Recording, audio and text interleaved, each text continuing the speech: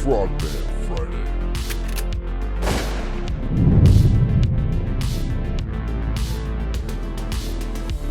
Yeah, boy. What is up, my people? It's that time again. Welcome to the Frogman Friday show. Presented by Transcend, the best peptide and hormone therapy. They put your health first so you can live more and worry less. Go to transcendcompany.com/Birdman to begin your wellness transformation today. Back by popular demand, as the show was epic. If you haven't seen the show from last week, tune in for the episode with Joey Nobody. Today, we're doing part 2 of Joey Nobody with Storytime. Joey Nobody is the founder and CEO of Artistic Development Group, LLC. His company is Warpaint, started in 1982 out of Virginia Beach. You can catch Warpaint Actual on Facebook and Instagram, and to take a deeper dive, go check out warpaintactual.com. Brother, again, welcome to the show. What's up, man? Thank you.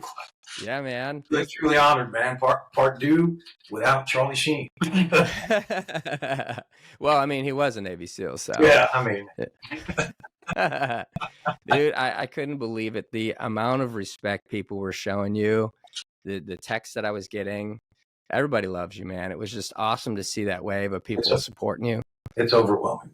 And from so many different demographics, the amount of different demographics that you've touched over the years. Like I was telling you beforehand, like military, special operations, you got civilians, you got bikers, Hell's Angels. I mean, there's just a huge array of people that are just showing you nothing but love. And that is a real testament to who you are as a person. That was super cool. I appreciate that. I've been blessed.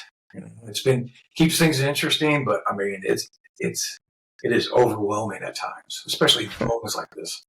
Yeah, man.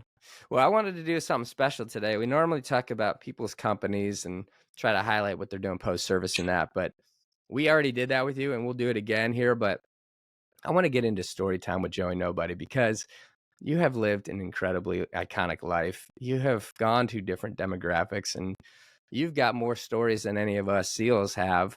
And so without mentioning any names today, I would love to dig in to some of these crazy creative stories, some of these wild things that maybe you haven't shared publicly. And sure, let's just take a trip down memory lane. Where do I start? There's like so many moments. I mean, and some are so poignant, man, over the years. It's been an incredible journey. I mean, I'm on my 9th and a half life at this point, I think. So hopefully I hang in there a little bit longer. But yeah, it's incredible. So like you mentioned, so many different factions, different sects of society and stuff like that. And it was I actually sent it to a friend of mine, Aaron Jackman. He has a ghost tattoo out in Vegas there. And I sent him a quote a week ago. Somebody had sent it to me like a couple of years back. And it's like, artists are like the most dangerous creatures because we associate with all different kinds of people. And I'm not quoting, I'm not repeating or reiterating it rather correctly. But it's truly on point, on target. Yeah, man. I mean, let's dig into that. Starting out in New York, like give us a crazy story about getting into the New York scene as a young adult. Like, what are some of the craziest things you've seen? Well, I mean, back then, like I mentioned last week, you know, it was the Wild West. You got to be a better fighter than a tattooer or a tattoo artist. And there wasn't really tattoo artists at that point. Everybody was a tattooer. You know, the art came in probably like the early 90s, late 80s, early 90s.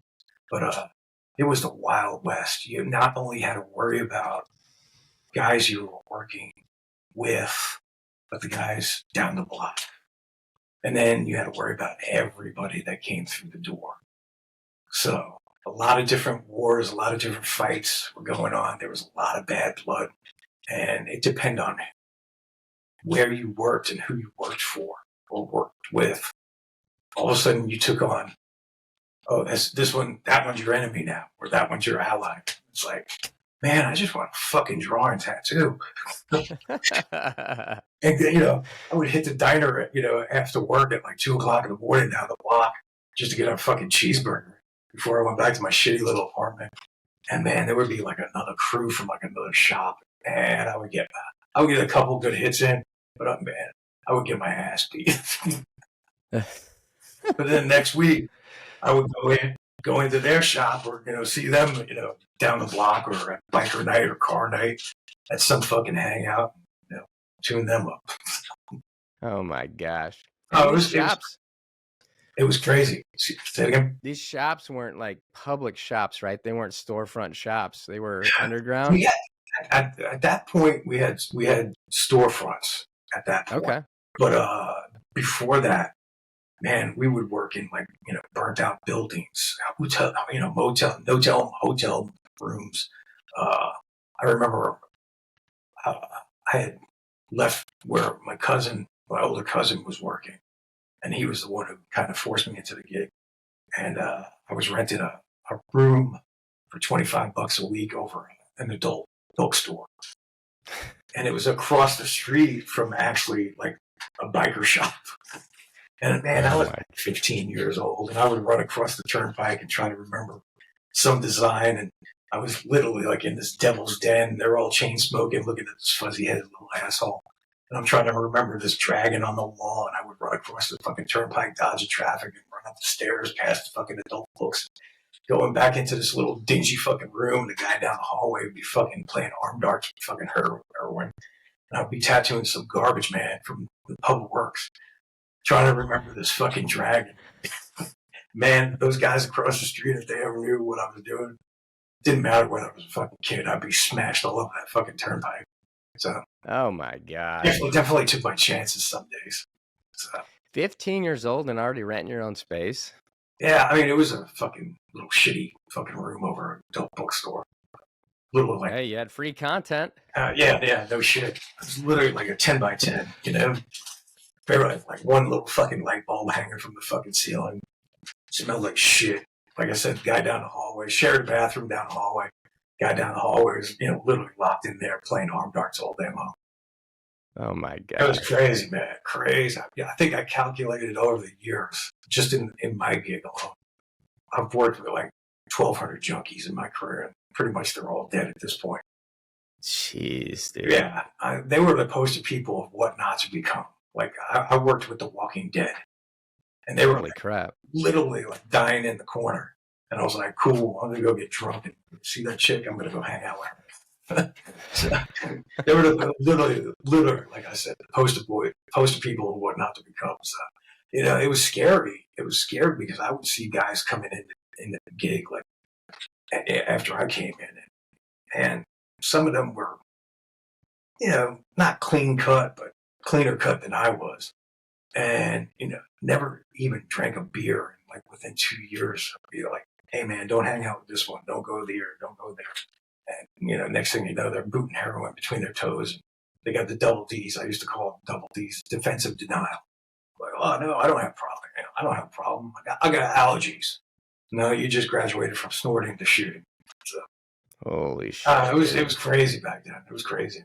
And like I mentioned last week, AIDS was just starting. So that was a scary time. We used to get the junkies and the prostitutes coming in the fucking shop. And they would have fucking sores all over. And I had this little Walther fucking PP keg, man, 9mm. And, James Bond. Dude, I don't even know where the fuck I got it from, man. And I would stand at the front counter, be like, get the fuck out of here. They're hacking and oozing all over the place. One of the guys I used to work with, one of the older guys, the pool skimmers, pool nets. Yeah. So, it's like a 12-foot pole, but we like reinforced the net like a steel rod. And he would literally scoop him over the fucking head, wrap him in the nose with the pole, and push him out the fucking door while I kept him that day. Oh my god. And then we would take, Clorox gallons of bleach and butane torches, and we were just so fucking ignorant. Doctors didn't know what the hell was going on. We certainly didn't know what the fuck was going on at that point. And, bleached up like the front door and everything like that. It was crazy. So you were legitimately had drawn down with your weapon on people at times? Yeah, dude. Fuck yeah. I always used to keep a 9. And we used to work out, craftsman toolboxes at some points. And I always used to keep something in the top drawer, because you get that occasional asshole that would try to walk out after he was done, be like, okay, go take a look at it. I'll wrap you up and then, I'll collect from you. and everything would be cool up until that point. And you always get that one dude who just wanted to test the limits. And he would look in the mirror and be like, hey, man, that's real cool. And all of a sudden he'd be walking backwards to the front door. I'm like, hey, man, where you going? He goes, you ever get anybody who just doesn't feel like fucking paying you? And I would always just open up the top drawer of the Craftsman toolbox and be like, hey, man, you can outrun a 9, make it to the parking lot, tattoos on me. And it would be like, it would be like a Mexican standoff there for like 5 minutes. I'm like, are you seriously like really trying this out? And then I remember one time I did that, and the guy was like, oh, man, I'm just fucking with you, and paid me, and then he actually threw me a couple extra bucks. He's walking to the front door. And I was like, hey, man, come back here. And he sees me, and I open up the top drawer all the way. And he's like, dude, I paid you, man. I don't want no trouble. I was like, come here. And he comes over, and I was like, look. And I forgot my piece that day. That was basically just a fucking bluff, dude, and I got away with that. Oh my gosh. Is there a particular moment during that time frame when you felt your life was in serious danger? Yeah. There was a local councilman who he had bad blood with everybody. And he was friends with my older relative there. And they had tried to kill him several different factions. And this is going way back. And we had like this little tiny apartment right above the shop. And I was the only one working out of the shop at the time, by myself. And they let him stay up there. And man, for like 2-3 weeks, I'm sitting there just freaking out. No tattoos got done because I didn't know who was going to fucking burst through the door, try to get this guy. Whoa. I'm literally sitting there with like baseball bats, switchblades, fucking, pistols, like whatever I could get my hands on. And then this dude's upstairs, ordering takeout. I'm like, fuck, who's going to come through the door? Holy shit, dude. I mean, think about that. Growing up thinking like, this is my life right now. My dude, like I said, I just wanted to draw. Wow. But I knew, and again, a lot of the older guys that I worked with, a lot of them couldn't draw to save their life. They were, carny or con men almost. Their whole mentality was, you got a steady hand, stone cold poker face, and the design is on the wall, it can't be done. And if it wasn't on the wall, it couldn't be done. That was their mentality. And I was like, well, I can draw this, I can draw that. And they're like, no, you can't. I'm like, what the hell am I here for? Yeah. I drew something and then tattooed it. Oh my God. At the end of the night, the door got locked, and Joey Nobody was a ping pong ball, man. I got my ass beat. And I realized after a while the dinosaurs saw this threat. They had let this fuzzy-headed little asshole in. And this little kid was going to steal their thunder, so to speak. And eventually, the dinosaurs saw their extinction. So, Yeah. But, they're revered. I mean, because if it wasn't for them, there wouldn't be me. They carved a path for guys like me at that point in time. I mean, hopefully think I'm doing the same thing in return. Yeah, for sure. So at that time frame, what were most of your drawings, your artwork? Was it tribal? What were you doing? No. It was like I mentioned last week. It was a lot of comic book stuff, a lot of horror stuff. I was a big monster man. Into tattooing though? Oh yeah. Really? Well, that was my style that I was trying to incorporate a little bit more into the business. Most of the stuff back then was nickel and dime stuff, like off the wall. Okay. We used to do 30 Tasmanian devils. I used to do 30 Tazs a day. I could do Taz in my sleep. It's like bone frogs now. I can do bone frog in my sleep. Are you still drawing that stuff? Are you still into the monsters and comic book? I still love that stuff. Yeah, not as much as I used to. I mean, I don't get a chance. What I meant was I don't get a chance to do it as much as I used to. But once in a while, yeah. What was your favorite of the comic books of the monsters? What was your favorite? I mean, I love Batman. I like Spider-Man because he grew up in New York. So you could relate to that. And he was like an awkward little teenager. I was an awkward little teenager. Then I became Joe Nova. Dude, you know what? My executive producer, Landon Shaw, who's on the other side of this listening right now, is a huge Spider-Man fan. So he's listening right now. He's probably looking at me like, dude, I need one of those.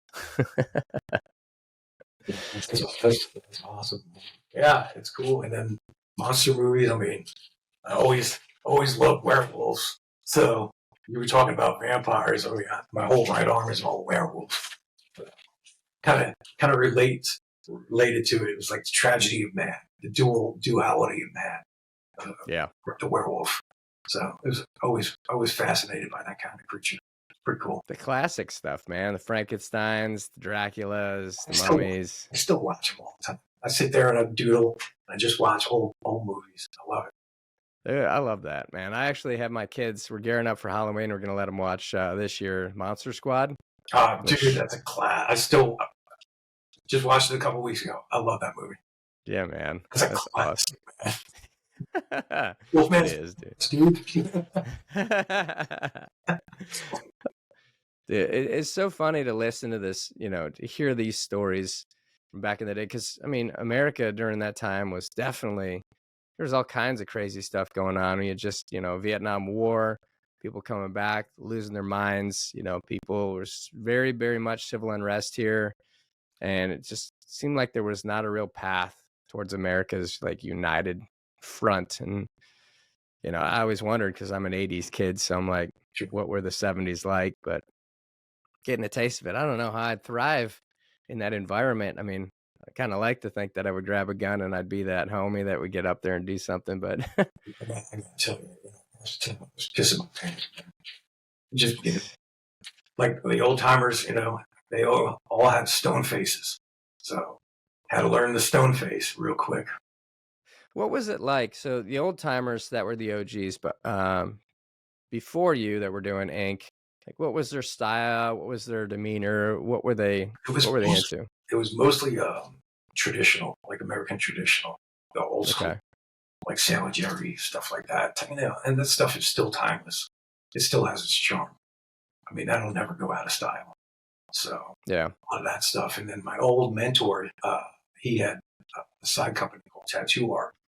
And it was all of the flash sheets that you see on the wall, and it was more updated stuff. And then I was one of several artists working for him, and that was kind of like my side gig for many years. And I was fortunate to do that for him. And it was so cool because that stuff went all over from Tijuana to Siberia. And it was everywhere. And everybody was learning off of it, making careers off of it, paying the bills.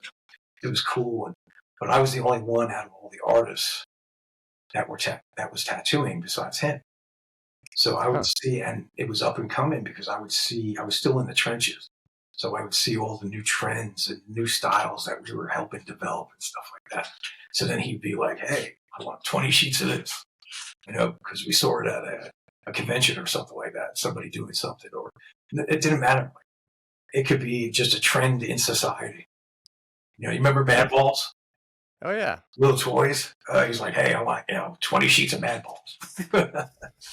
It was pretty wild. Wow, man. Yeah, it was cool.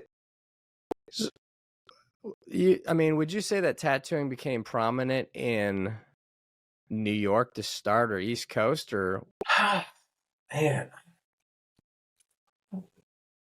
The East Coast and West Coast definitely had, there was distinctions everywhere. But everywhere had their own styles, kind of sort of. We were all developing at the same time, but different areas had different styles. New York, I can't really pinpoint. LA, LA was really the focal point of the home base for black and gray style. Okay. And that emanated from the prison system. And the gangbangers out there, all the gangsters, that style came from that.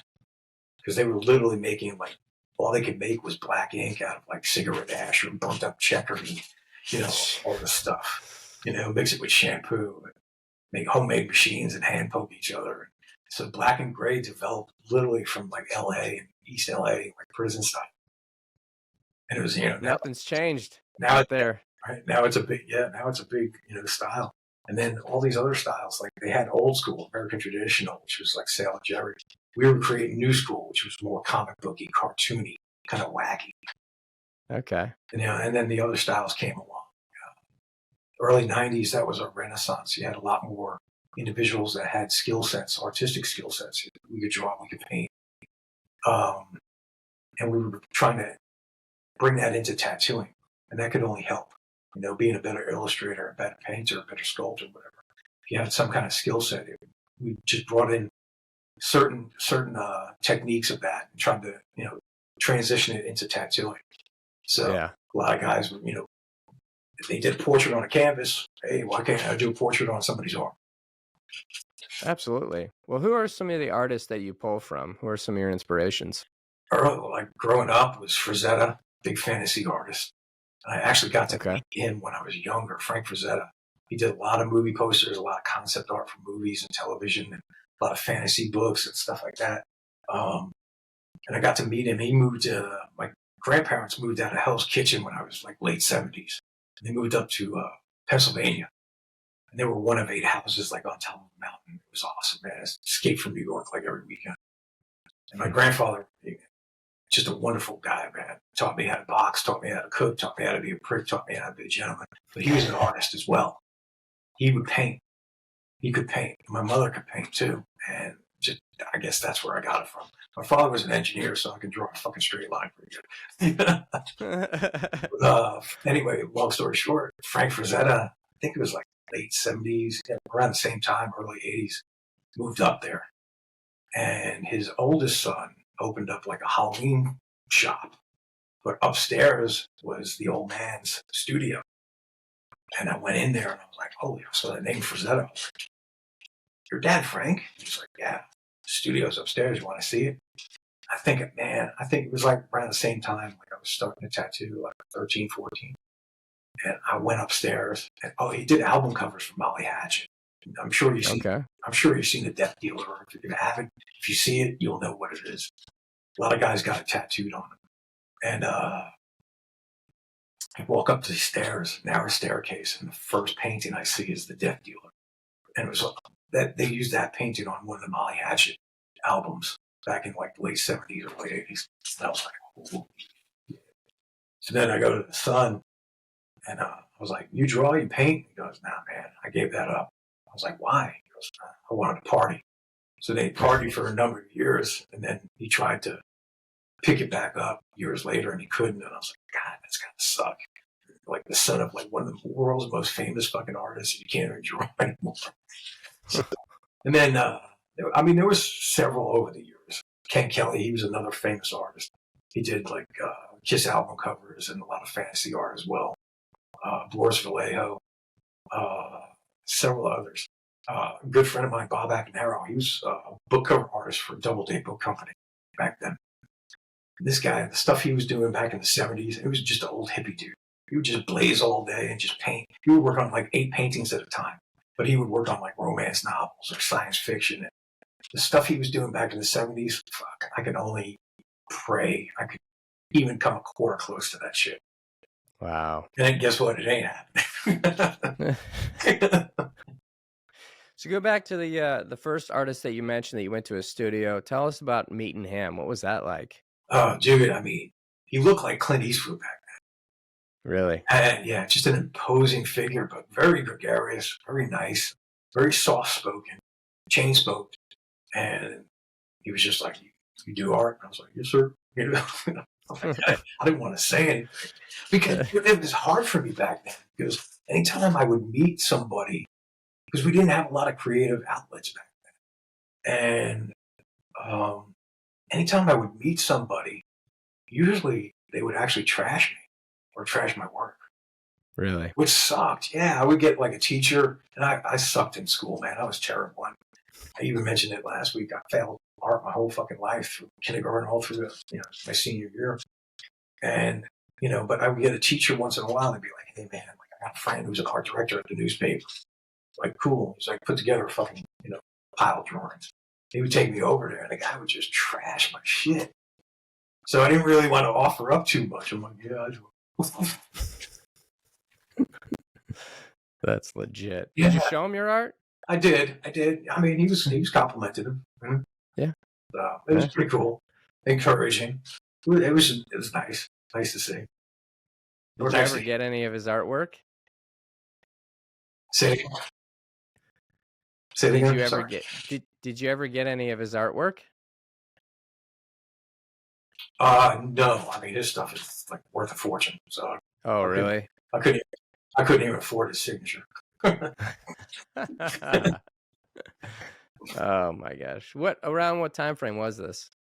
I was like late 70s, probably early 80, like 80, 81, 82. Okay. Stuff that's locked in the memory bank that no pictures, no social media, none of that stuff. Oh, dude, tell me about it. Like I mentioned, like we didn't have access to the internet. So if somebody wanted something, they wanted a Japanese lantern tattooed on their arm, you either had to go to Japan or a fucking library, which that was few and far between, or you know, just come up with it out of your head and hope that it looked cool. It was a lot of like fly by the seat of your pants, you know, and a lot of it was just interpretation. Yeah. But then when Pinterest came along, a lot of people were like, I want this. So I would get like 200 people with the same 5 pictures off of Pinterest or Google. And like, I want this. I'm like, cool. Now you just look like cookie cutter. Yeah. No doubt. It just reminds me back in like, I think it was mid to late 80s.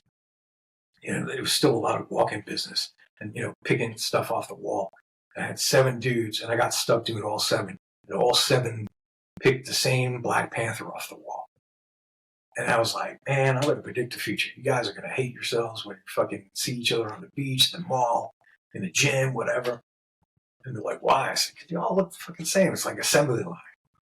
And literally, like, you know, within like 2 months, like 5 out of the 7 came back. Hey, man, can you add some bamboo around it? Hey, can you put a cave? Like, you know, whatever.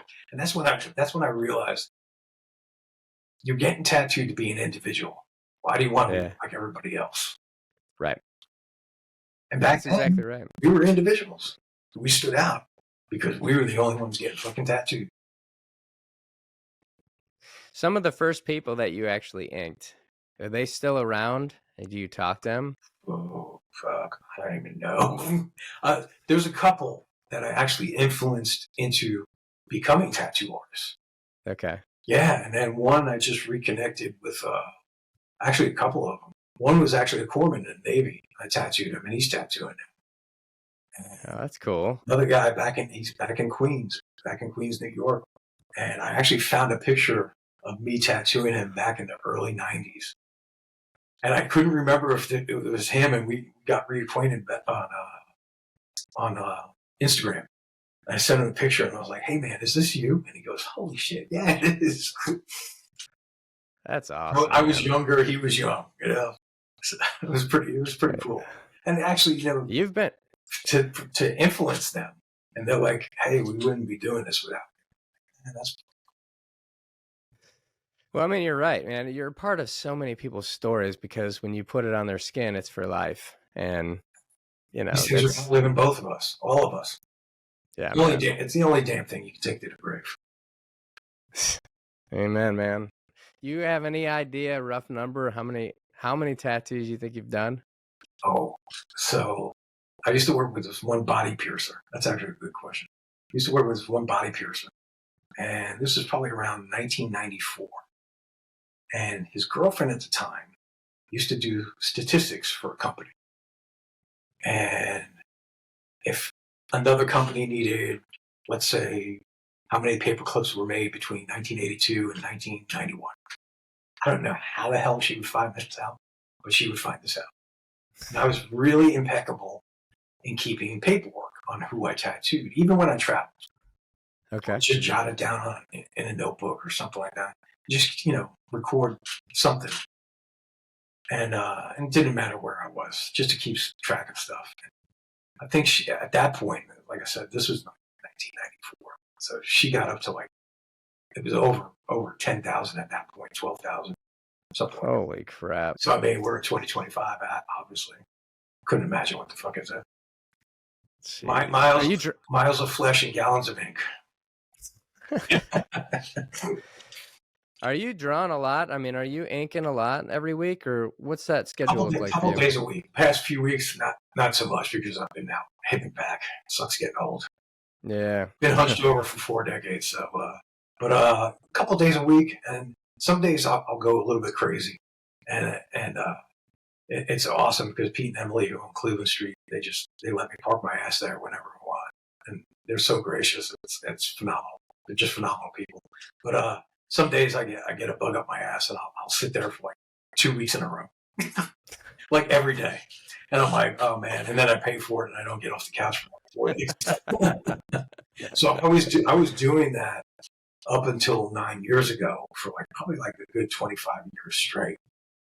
7 days a week, like 14, 15-hour days. And then, unfortunately, I got diagnosed with cancer. I'm good right now.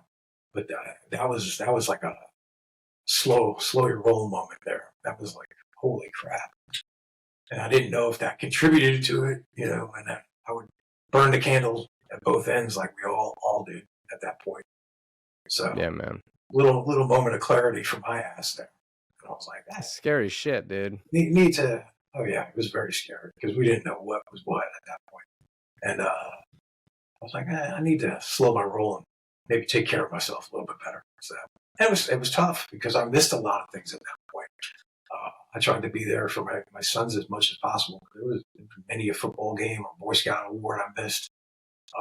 The one big bad thing or whatever, however you want to categorize it. I actually didn't get a chance to say goodbye to either of my parents, and they passed, back to back within a year.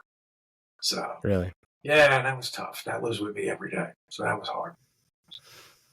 And they were in remission now. Oh yeah, I'm good. Knock on wood, pal. Hard to kill a nobody, man. Dude, I love it. You got the perfect name. You could do so much with that name. It's awesome. Awesome. The world for somebody. Somebody's got to do it. Yeah. Unfortunately, I have so many people trying to copy it now. I'm like, come on, dude, get your own gig. That's how it always goes, man. I'm like the Highlander, man. There could be only one. Are you letting people do walk-ins, or are you straight on booking appointments? Most of the time, it's set by appointment. These days, I like to know what the hell I'm doing. I need a little bit more planning out. Some days it's just by the seat of your pants. If somebody cancels, or some days I'll just go in, just see what the hell walks in. So which is actually cool. It's a nice little break. For sure. Yeah. What is the dumbest tattoo you've ever done? I try not to do dumb shit. Yeah, I do too, but I still do dumb shit. Really try not to do dumb stuff, especially, back early days, you had to do everything, which sucked. Yeah. Oh my God, it was terrible. Sometimes go where you don't really want to go. Man, I'm trying to think. I can't. I used to turn down, a lot of guys wanted their shit done, their dicks done. Really? Oh my God. I was like, what the hell's wrong with you? Why do they got pricks poked, man? That just seems like horrible pain. Oh my God, terrible. You want to hear a great dick story? I'll tell you a great story. Come on. So this is back in the day, like I mentioned earlier, we're doing Taz's, 30 Taz's a day. So I was doing a classic Taz, drinking a beer, giving the finger, smoking a joint on this dude. And his older brother walks into the shop, and his older brother is smashed, drunk out of his mind. Walks right into the work area, pulls his shit out in front of me, and he goes, "Hey, what can you do with this?" And I'm like, "Shoot her, stab it, get the fuck out of it." And he had Hearst tattooed on it, and it was still bleeding. You know what Hearst is? Hearst shifter, like the old hot rods. Yeah. Yep. He had the word Hearst written on it, and like I said, it was still bleeding. I was like, "Hey, man." He's like, "Yeah, I want to get this covered up." I'm like, "Put it back in your shorts, man. It's covered up." I was like, "Back the fuck up." So I was like, "Hey, man, where the fuck did you get that?" He's like, "Oh, man, I just came from the fucking titty bar, dude. I go in the John, take a leak. This guy's tattooing in the first stall of the titty bar. Grabs my shit. Next thing I know, I'm like, what? I was like, so one, he's tattooing in the bathroom of a bar? And he goes, yeah. I said, two, he ain't a female, he's grabbing your shit. I was like, I mean, if that happened to me, man, I was like, next 5 seconds, you ain't fucking breathing. So I said, hey, man, for the last time, I don't do dicks. And second of all, on the back of your pants, it's covered up. Cut to 4 months later, I see the younger brother who I was doing the Taz on, and his girlfriend, they come running up to me in the bar. His girlfriend was a good-looking little girl. And he's like, Joey, you got to tattoo me. He's like, nobody else will tattoo me. And I'm like, why? You got something wrong with you? He goes, no, man, I want my dick done. I'm like, what is up with your family wanting their pricks poked, man? I said, it's not going to happen, but just out of curiosity, what do you want? And dude, I swear, true story. He goes, you ever see the little lines on a ruler? I was like, yeah. I was like, here we go. He goes, I want it to go up to 4. Dead silence. Record skipped. Crickets stopped chirping. I'm waiting for the punchline. None came. I said, well, hey, man, the last time I don't do dicks unless it's my own. And I said, second off, if you're only going to 4, it's not to be permanently marked above. And it totally deflated at that point. Like I destroyed his universe. Oh my God. Yeah. He just walked away within himself. I mean, I'm sure you get some like crazy. I mean, obviously a dick is a serious, like ridiculous request. I get people want to do different things. And then some people just want their whole bodies inked. So they want to leave no flesh untouched. Oh, yeah. I mean, back in the day, yeah. You know, obviously, like, especially during the GWAT, like literally it was just you guys and NESF and all the different units from around the world. Like guys wouldn't even let their wives or girlfriends come in. It was hilarious. So like, no, Joey doesn't. Really? Oh yeah, it was so wild. Joey doesn't tattoo the guys, tattoo the girls. And I'm like, yeah, dude. They're like, no. Oh my gosh. He's got some wild requests. Like, let's talk more about that because I'm definitely fascinated to hear. Like, usually when I would go, like when I started with my first tattoo, it was the dumbest thing, you know, hey, I want to go get a tattoo. I'm cool. And I went and got the stupidest tribal tattoo that to this day, it's a regret. Even though it's a story of me doing my first tattoo, it's still stupid. It means nothing and it's pointless. Right. And I always tell guys today, like, man, when you're thinking about jumping into it, if it's a fast move, then really think through it and don't just get a small piece. Like you're going to want to build into it. A lot of guys do. So really think about how you want to lay this out before jumping in. But you must get all kinds of fucking stupid requests though. Oh yeah. And you know, it's our responsibility. I've always felt like we deal or wear a lot of different hats. You know, you have to be the bartender, you have to be the therapist, the counselor, you have to be the artist. And it's our duty, so to speak, to guide the client in the right direction. I don't think it's the odd requests happen as much as they do anymore because it's so popular and has come a long way in recent years. You know, you still get the occasional wackadoo coming in off the street, but you have to worry about your reputation and what you want to stand for, what you want to be known for. If you cater to every afternoon delusion, then you're going to get a line of Looney Tunes around the shop, and that's all you're going to cater to. Yeah, that makes sense. So you have to curb that, and you have to. That's why it's such a personal experience. You have to learn the person that you're dealing with, and some people, you know, I just don't jive with. And you know, I'm straight scoop. I will tell you, like, hey man, that's not for me, and they get pissed off. I mean, I've had team guys where their idea wasn't too cool, or it just didn't jive with me, and I'll be like, hey man, like, I'm not going to do it. And they would get pissed off. Like, I'm like, holy shit, they're going to throttle me. And they're like, you tattoo us. You tattoo Navy SEALs. And I'm like, yeah, I do, but that's just not my cup of tea, like what you're asking. Yeah. It's interesting. Have you gone back to New York and done any ink? I have. I don't go back there that much anymore.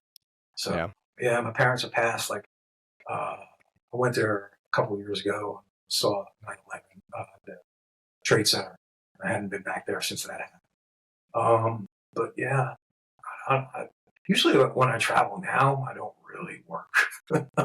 Good. Yeah, because it happened. You know, a lot of years, most of the years, years. And I would be in, this place or this place, and I'd just be locked away. Like, yeah, I was there. I was lucky if I had, had a hamburger, but I never saw the joint. Jeez. It was pretty wild. I want to dig into, so you get to Virginia now, because we've already gone through like this crazy Wild West in New York and getting started in this stuff. This is just, this is why it's so important you write the book, but it's so cool. Just living upstairs of a porn shop, running to go design, like create your design, and then getting your ass whooped and being threatened. This is just like definitely not my lifestyle, not how I grew up, and No, I didn't. And how most people did, which is, it's so fascinating, but also pretty badass because it builds that character that you are today. You get to Virginia.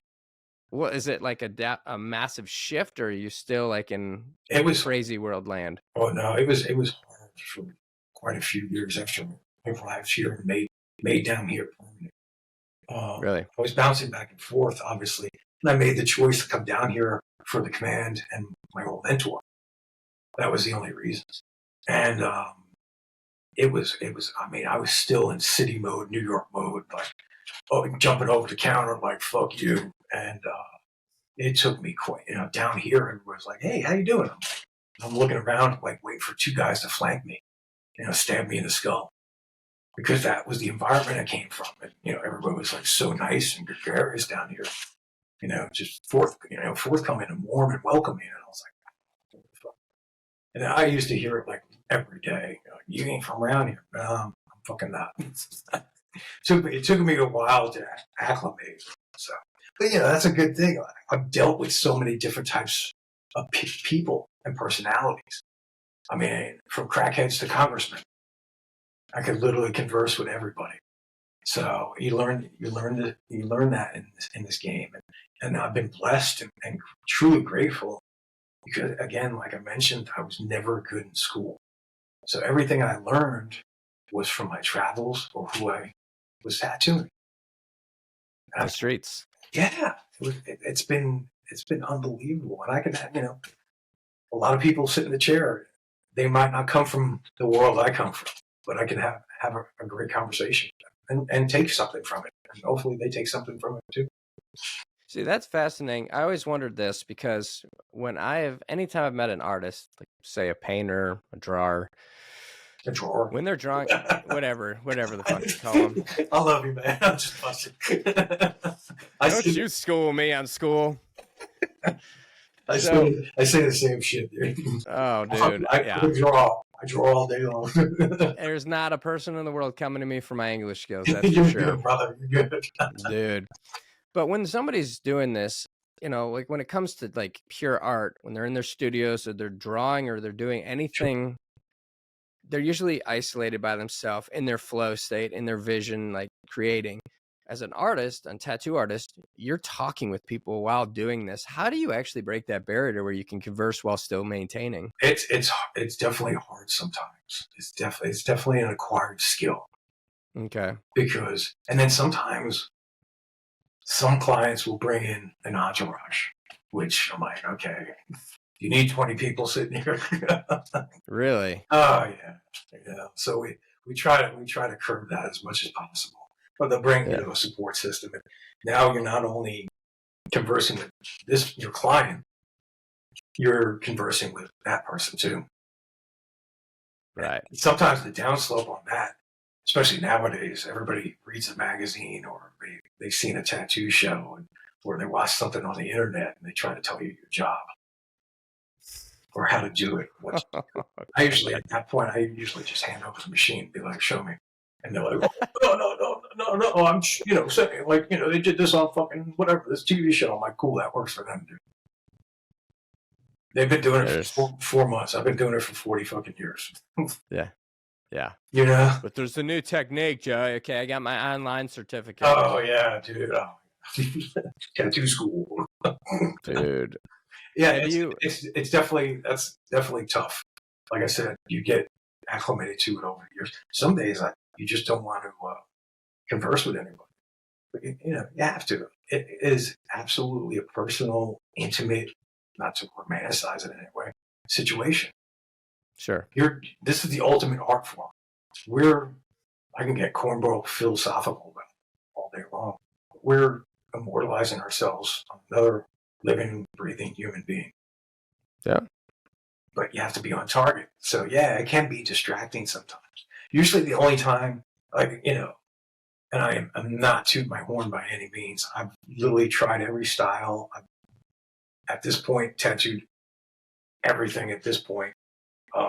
The only thing I will get quiet on for a while, and I usually tell my client up front, is if I like realistic stuff. Mm. The only thing, like, you need a certain amount of time to get, be in this tunnel and just concentrate until you get to a point. Like what you're going to do for me? Sure. It's a little bit, I'm not going to say less, for lack of a better term, because it's an animal rather than a person. Check. People, man, when you do, man, you have. Oh yeah. Oh, dude, I remember my first portrait I ever did was a big corrections officer from Rikers Island back in New York, and I was young. And I was probably like one of the few assholes that attempted to do a portrait on somebody. And this guy was huge. I mean, he was fucking immense. Remember Michael Clark Duncan in Green Mile? Oh, for sure. I met him. Oh, dude, he was bigger than that dude. He's a big boy. And I'm doing a portrait of his daughter on his forearm.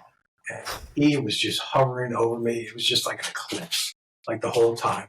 And again, I'm trying to keep that stone face. And I'm just sweating bullets on the inside of my soul like the whole time.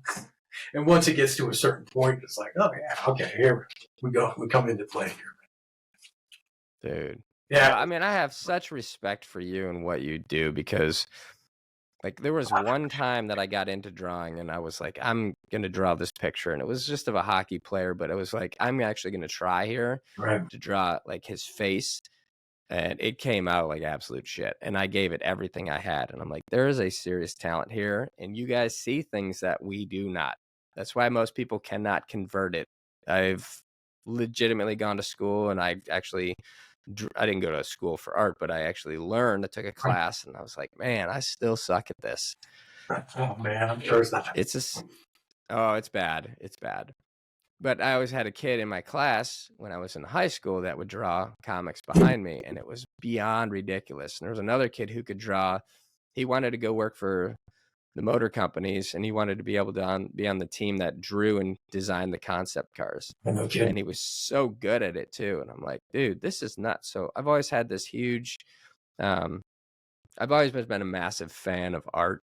Right. And I'll share a funny story about art with you. So when I get to San Diego, join the military, join the SEAL teams, and it was like, we're going out tonight as a platoon. So I'm a new guy. It's our first time going out. I'm like, sweet. I don't know what this is like, but I'm so excited, whatever. I'm part of this team.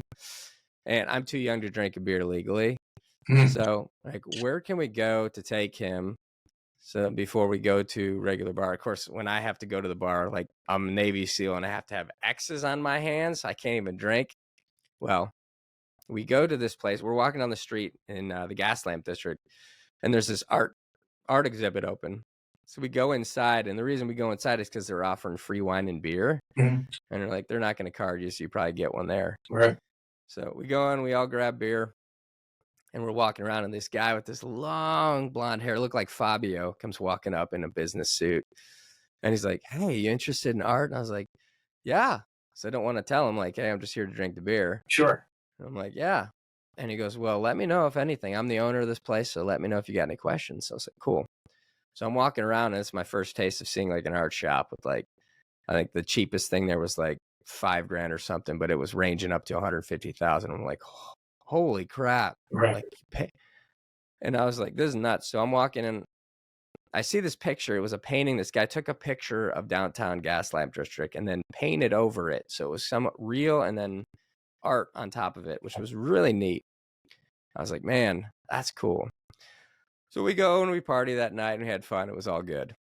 Years later, as I was getting ready to get out of the service, I'm like, man, this place has been such a place for me. Like, right. Just so many great times here.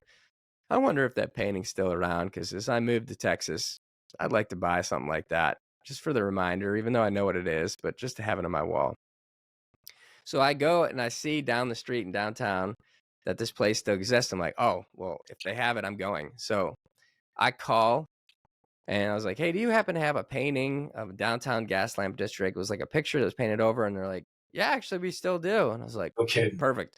Keep it there. And this was like 6 years, 5 years after I had first seen it. Keep it there. I'm going to stop by tomorrow and scoop it up. And so the next day we got behind time frame. And so we ended up packing up the vehicle and we had to get out to go move to Texas. And I never stopped. And so a couple years go by, I'm heavy into just working in business. And then it dawned on me like, man, I miss the teams. I miss the community. I miss San Diego.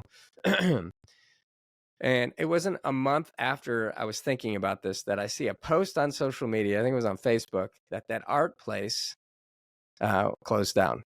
Oh, I know. And I was like, damn it. And this was a really good life lesson for me on like, don't wait. Yeah. Like if you want to do something or you want something or whatever, you don't wait on it. You just do it. And so I was like, crap. Well, as this guy was posting about how it's been, 20, 25 years in this business, he's super happy and he's happy what he's getting ready to go back to doing what he did before that. I see the number of that facility. I was like, you know what? I'm just going to call it. So I called him and I was like, hey, you guys used to have a painting back in the day and it was of this picture of San Diego. And I explained it to him and he goes, are you the dude that came into the shop to steal my beer? Like, years ago. And I was like, are you serious? You remember me? He goes, oh, I remember you guys. And I'm like, no way. And he goes, that's incredible. All these years. And I said, that was 2004. And this was 2015. That's wild. So I was like, yeah, man, that was me. And he goes, you know what's funny? I still have that painting. And it's actually in my warehouse, but send me an address and I'm going to mail it to you. It's yours, buddy. And so I've got it now on my wall at home. That's an amazing story. That's Dude, so fascinated, So that, isn't that fun? That was pretty cool, man. phenomenal. I love it. I love hearing stuff like that. Yeah. I mean, art is so special and a lot of people don't respect it when you're younger, but as you get older, I see a lot of people move towards art because it's just got so much to it. It's got meaning, it's got design, it's got character. I mean, it's got so many feels to it.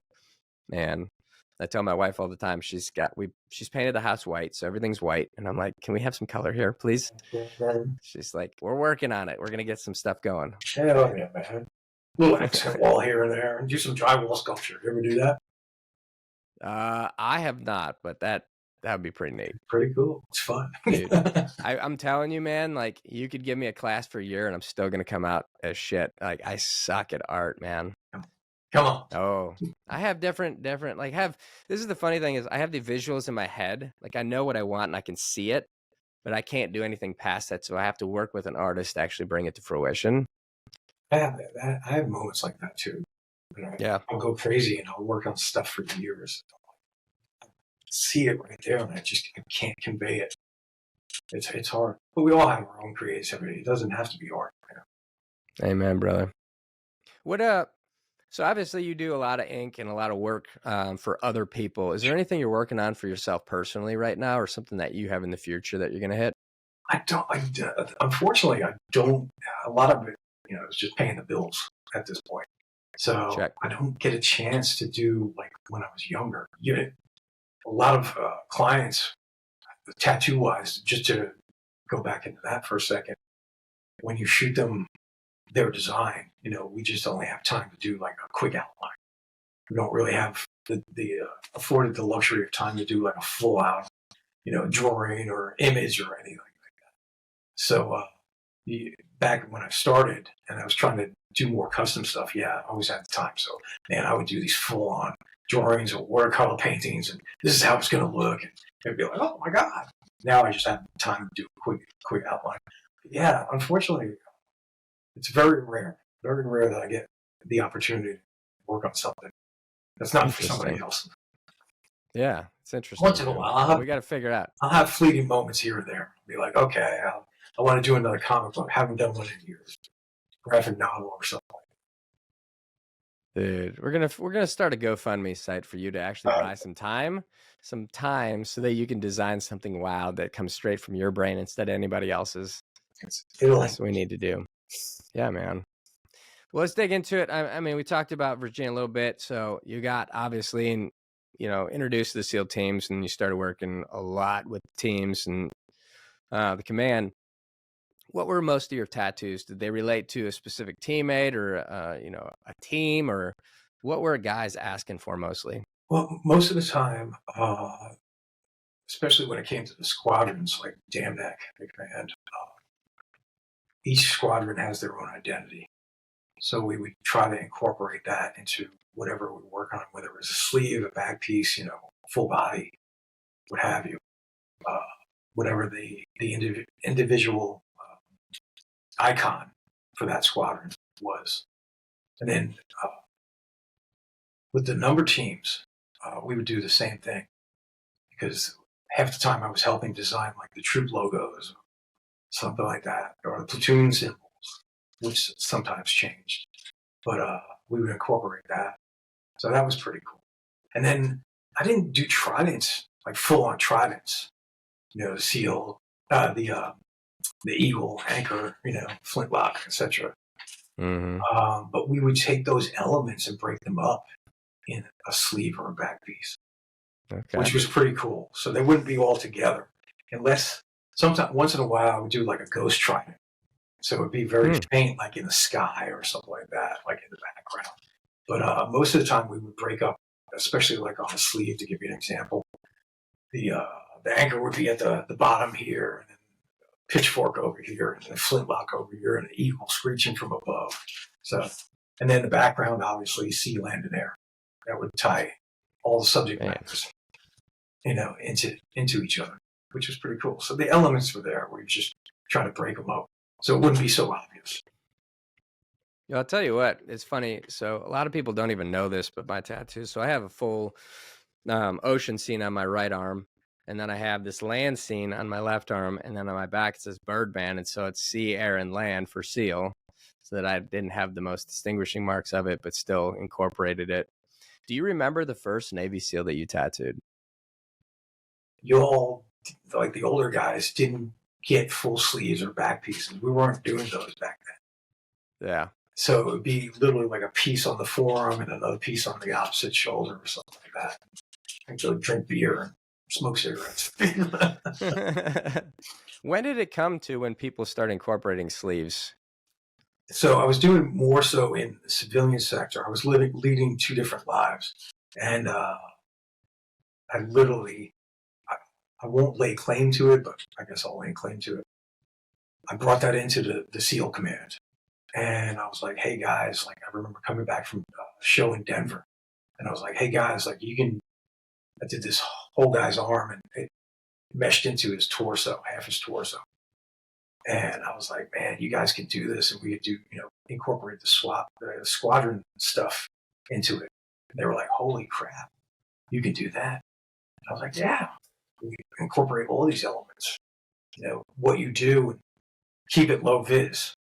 So it was pretty wild. And it was interesting awesome. because it was a task. Because basically I was creating a second knock list of identifying marks, Sure. so to speak. And I remember the higher ups would get pissed off from time to time. They would either show up wherever I was working or send letters, official letters from the U.S. Navy or wherever, or I get phone calls and they were like, hey, you curved the sleeves? I was like, oh yeah, sure. Get blown off in like 2 weeks. And then the guys would just keep steamrolling. Really? And then I think it was like 2011, Navy, 2011, 2012, Navy all of a sudden decided to do a policy. And I was like, oh, shit, here we go. And, they had talked about it, prior to that. And it would get blown over in like 2 weeks. And then all of a sudden that lasted 2 months, then 6 months, and then a year. And I was like, holy shit, this is actually sticking around. So that was kind of scary. Did it go away though? It eventually went away. Guys had to prior to that, like when it was intact, guys had to get a page 13 and signed off on it before a certain before it went into effect. So there was a certain amount of time. And honestly, I don't know how guys pulled this off. I think it was like 3 or 4 months. I was literally working 24/7. So guys would fly in. Again, I don't know how they pulled this off. Like I remember one guy was on deployment, and all of a sudden he flew in on a weekend, and we outlined both his forearms so he could get a page 13, so he could get the rest of his arms done. See, I'll tell you how this worked out, man, because I actually went through this. So I remember when this mandate came out initially, where they said you can't have a tattoo past the mid part of your sleeve on your bicep down, and they had to be completely covered at all times, whatever. But I already had a 3/4 sleeve on one arm, and I was definitely planning and prepping for the next one. And I'm like, this is just so stupid. Like every one of my predecessors all have full sleeves at this point. Everybody's got ink. And I was like, so this one of the corpsmen, they had him come over to actually basically draw out what everybody had on their arms. And so he came up to me and he's like, what do we have here? And I said, I got 2 full sleeves. And he's like, cool. And so I obviously only had one.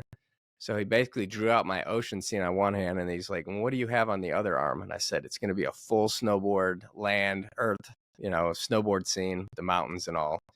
And so basically he drew that out and then submitted it so that I basically on paper had 2 sleeves, even though I only had one. So that when it came time for me to get it, it was good to go. I did hear that they started taking pictures, but I am glad that it went away.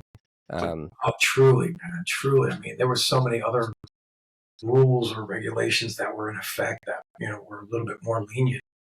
I would literally during that year would go. I remember going to Washington at one point. I remember going to Rear Admiral's office.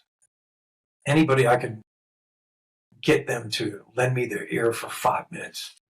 And I was like, so fight and die for democracy, freedom of speech, freedom of choice and expression, freedom of orientation and beliefs, and all this. It's like, if you can give me a solid explanation on why this is good for one group and not for a tattoo, God forbid they get that, I will stand down, shut the fuck up, and go on my merry way.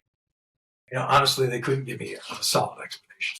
So, and I remember a year later, it was actually a client of mine. He was a former MARSOC guy. But he was working with the Navy in some capacity, and he was writing the policy, and he was actually a client of mine.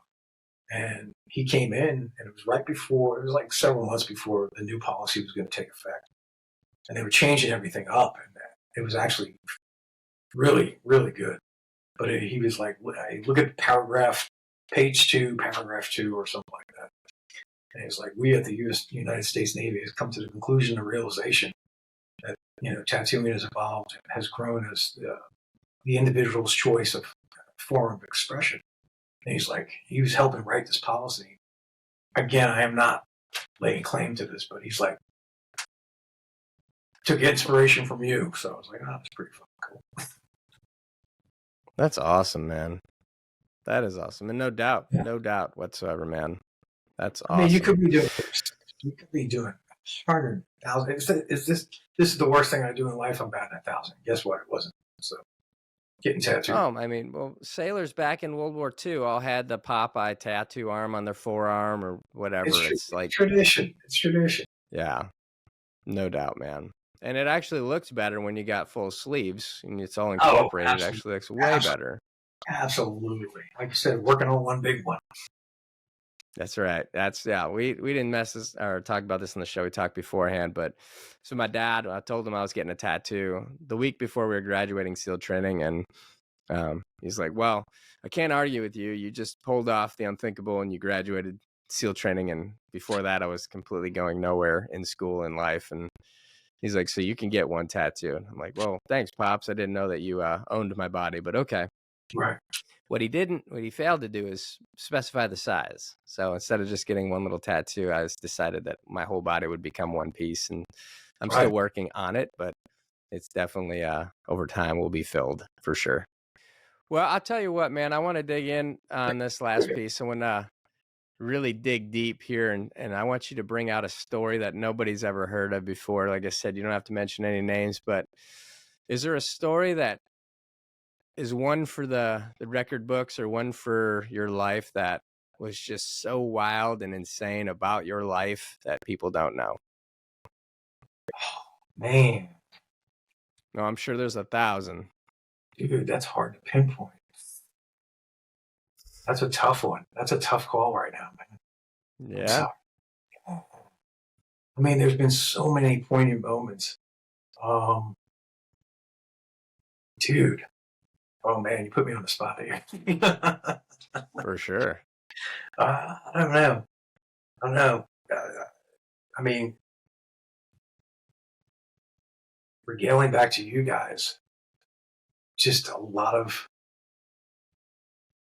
poignant moments where I felt Warpaint served a purpose and kept a therapeutic value. And tattoo guys, we're like pirates, man. We're superstitious, and I like to think it kept a lot of you all good downrange. So some, unfortunately, we lost over the years. Josh Harris, this comes to mind. Josh Harris, amazing individual, amazing human. He was at Blue Squadron, and he was actually an incredible artist. And he has stuff that has been on display in France and New York. And I don't think a lot of guys knew about him. Just a great human, man, a badass warrior. And I got to hang out. This is 2008. I got to hang out with Josh and Josh's family. They were out of Winston-Salem, North Carolina. Just good people, man, solid. And they kind of adopted me on the side there. It's pretty cool. And Josh, I think, was the only one at the squadron at that point that didn't have any tattoos. And he was planning. I got to hang out with him the night before they all went out the door. And he's like, "Hey, man, I'm going to do it." I was like, "Going to do what?" And I never, held it against anybody if they got tattooed or didn't get tattooed. It didn't matter. You're my bud, man. Your family. And that night, he was like, "Hey, man, I'm going to come back. I'm going to get the bones on the whole back." And the bones, obviously, is Blue Squadron example. It's like, "Oh, shit." I was like, "Well, I can relate to that. My whole back's a skull." So I was like, "That's pretty cool." And he goes, "Yeah, I'm going to design my sleeve on deployment. And when I get back, I'm going to fucking sink it." And I was like, "No shit." And I was like, "Fuck yeah, dude." And he left the next day. It was like a month or so later. Got word from one of his teammates. They got killed on a hop. So that sucked.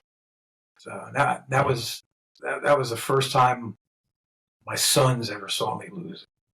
So it was tough.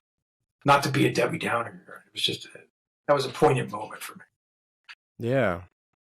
No, I get that, man. We unfortunately have all had this call and all been through this during these wars. Yeah. I mean, obviously, had a lot of great moments, had a lot of shitty moments, had a lot of good moments. So, but that was a moment that stood out pretty prominent there. Sorry. Sure, man. Oh, Again, that's not to be a downer, awesome. But he was a great, phenomenal human being, and his family, incredible people. They still. I never knew him, but I mean, I know the caliber of guys, and it's just anytime we lose a brother, it's just the world stops, man. No doubt. Absolutely. And ever since then, I was gifted the Bones flag, the Blue Squadron flag, that Josh always wrapped around his plates. And I was gifted that, and I've always flown that wherever I worked. So right now, I gotta break that out of storage and fly that, hoist that up in Cleveland Street. Yeah, man. Absolutely. No, I appreciate you sharing that, brother. I mean, these are important stories to be told. Thank you for that. Thanks for doing that, man. Yeah, absolutely. I wanted to ask this question, but I didn't earlier on. Okay. You ever fucked up a tattoo? Oh yeah. Early on. When you're starting out, I remember it's actually a funny story. So when we had storefronts, I think it was probably like right after it got legalized. This is back in New York, and we had body piercing was just starting, and there was like 8 of us crammed in like this one little work area, and the body piercer was sitting behind me, and he was piercing some guy's navel, and the guy was screaming like Michael Jackson. What? Oh my God, dude! He was lifting up out of the seat. I guess the body piercer couldn't get the needle through or something like that. He was literally lifting the guy out of the seat. The guy's just screaming like Thriller there. And I was doing it in memory piece, Frost, and it said memory of so-and-so underneath. And I was on the word memory. And literally, as the guy screamed, I went from the letter O to the letter Y and completely skipped the R. So it was like in memory. Didn't even realize it until the guy was walking out the door. And I'm like, oh, shit. No way. I was like, get back in here, man. I was like trying to fucking squeeze this little fucking R in there. I was like, shit, dude. Oh, my God. Man, I can't remember if I got my ass beat. I'm sure I did. Dude. Like that tattoo of regrets versus regrets. Oh, God. Yeah. Oh, my God. Exactly, man. Exactly. Unbelievable. Yeah. You learn how to kind of cover it up or fix it real quick. I can't even imagine, man. That would be my biggest fear. That's just why I don't do it. My God, man. Well, a lot has changed in 40 years as you don't make those mistakes anymore, and you have been sought after by so many different genres, demographics of people to draw. You know, do you like black and white, or are you like into color, or what is your real forte? I'm a big black and gray fan. I think that just stems from childhood. Like we were, poor, and all I could afford was, just a regular pencil or a black marker. So I always gravitated towards black and gray work or black and white work. But I mean, some things have to be color. Absolutely. It's hard to like you want to get a cardinal done. It's hard to make a cardinal black and gray. I mean, you can do it, but they're better off red. Yeah. Yeah, I don't mind. I can't wait to get it done. Yeah, absolutely. I can't wait to do it. I'm just more known for black and gray. Over the years, especially with you guys, like a lot of downrange stuff, we were taking that into consideration. The black and gray held up a lot better than a lot of color work. So sure, just took you don't have to get the black and gray touched as much as a color. For some reason, like it'll go through hell and back, and you still know what the hell it is. Meanwhile, like color will bake out. 10 minutes in the sun equals like 10 years of damage, or can fade it. Yeah, like real quick. Oh, I know that. Yeah, no black's just a little frustrated. So, but yeah, I mean, I enjoy it as long as the project's cool and the person's cool. Like, man, I have fun with it. Whatever, you have to. Otherwise, well, I mean, you heard it here first, folks. Like, you go check out Joey Nobody, and he loves doing tattooed penises. So hit him up. He works in the bathroom stall at a strip joint. So here we go. And I just announced my retirement. Oh my God. I love having you on, brother. I love, the story time. You've got so many wicked stories, and I can't wait for you to pen your book and get it out there because, everybody wants to know these stories. You're a blessing to our community, and you've been around so many guys, a lot of guys that are not here anymore. But you have these wonderful stories that you carry with you, and so it needs to be laid down, and we'll have you back on when you paper that book for sure to talk all through it. But in the meantime, while he's doing that on the side, eternally grateful. Yeah, man. Well, in the meantime, while you're doing that, you can always go check out his social media, Warpaint Actual, and hit him up. Follow him, like, subscribe, share, do all that good stuff. And then if you're anywhere near Virginia Beach, you have to stop in and obviously make an appointment. But you go get yourself a tattoo from Joey, because I've done it. So many of my buddies have done it, and you will not regret it. And yeah, just thanks for being a friend, man, to all of us. It's worth the trip, man. The thanks is all mine, brother. I am truly honored, and I'm grateful to have you in my life for the rest of the guys too. And I ain't blowing smoke, you know that. Frogman Friday.